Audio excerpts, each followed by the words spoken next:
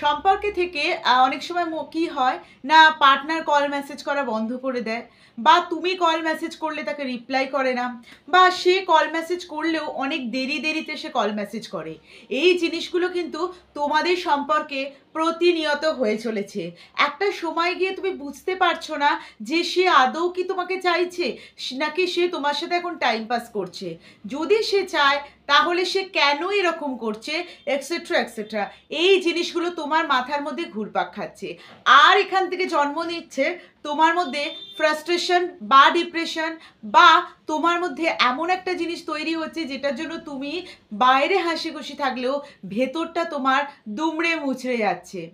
আজকের ভিডিওতে আমি বলবো এই অবস্থাতে নো কন্ট্যাক্টস রুল ফলো করে কিভাবে ভালো থাকা যায়, নো কন্ট্যাক্টস রুল ফলো করলে কিভাবে পার্টনার কল মেসেজ করতে একটা সময় গিয়ে বাধ্য হয়।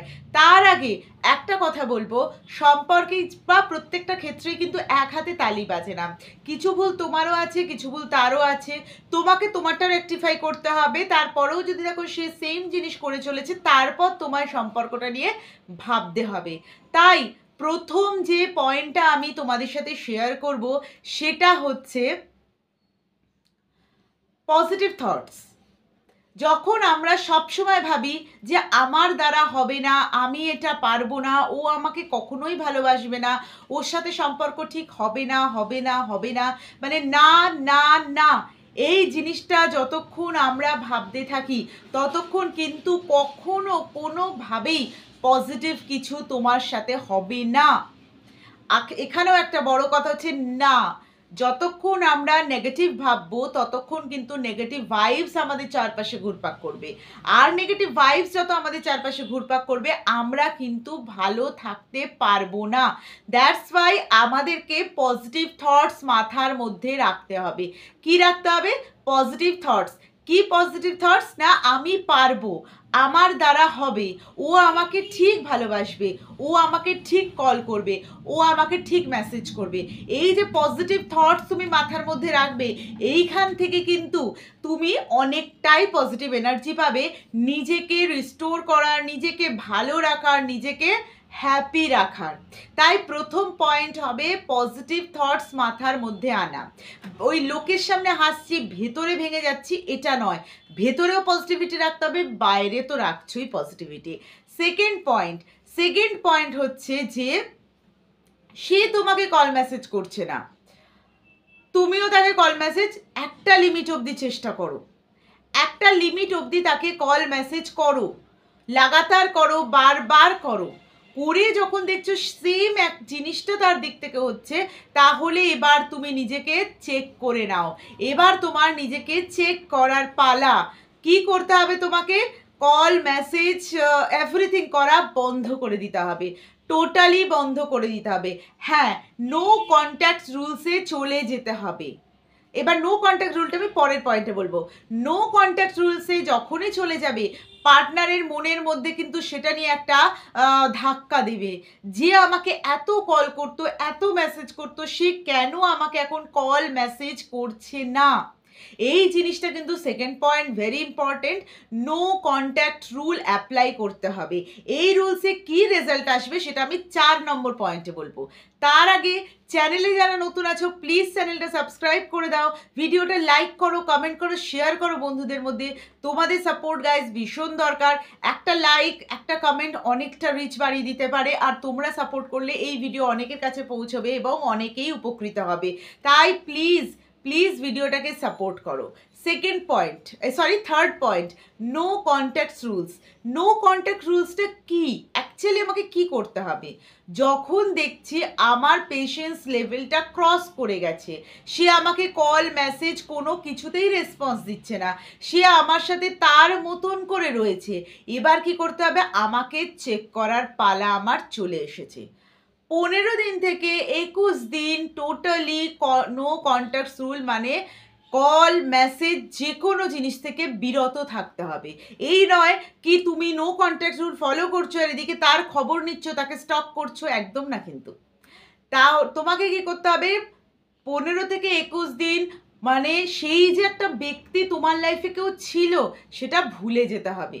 মনের মধ্যে থাকবে সেটা কথা না, কিন্তু তোমাকে স্টক করা, প্রোফাইল স্টক করা, লোকের থেকে খোঁজ খবর নেওয়া, বা তাকে একটা টুক করে মেসেজ করে দেওয়া, বা তাকে একটা কল করে কেটে দেওয়া, বা তার অনলাইন অফলাইন চেক করা, টোটালি 15 থেকে 21 দিন তোমাকে বন্ধ করতে হবে।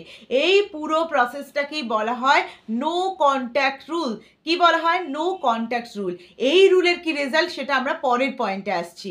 এই রুলসে কিন্তু তোমার কাছে দুটো জিনিস ক্লিয়ার হবে, এবং এইটা যে কতটা এফেক্টিভ হয়, কতটা মানে তোমার ক্ষেত্রে ভালো হয়, সেটা আসছি পরের পয়েন্টে।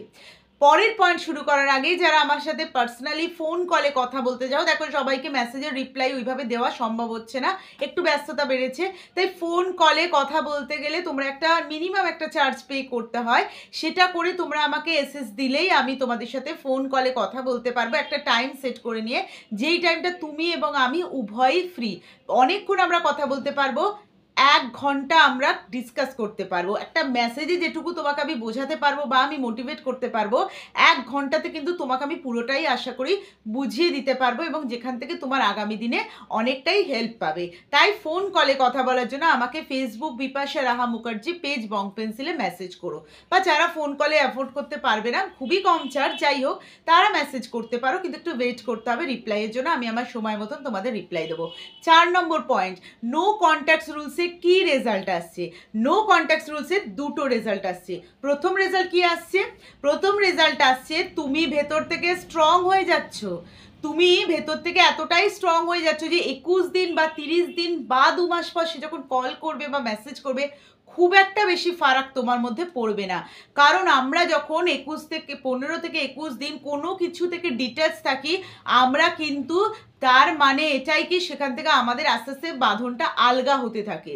এটা যদি এক্সটেন্ড করতে পারো খুব ভালো, 1 মাস 1.5 মাস, তাহলে তোমার ক্ষেত্রে আরও ভালো।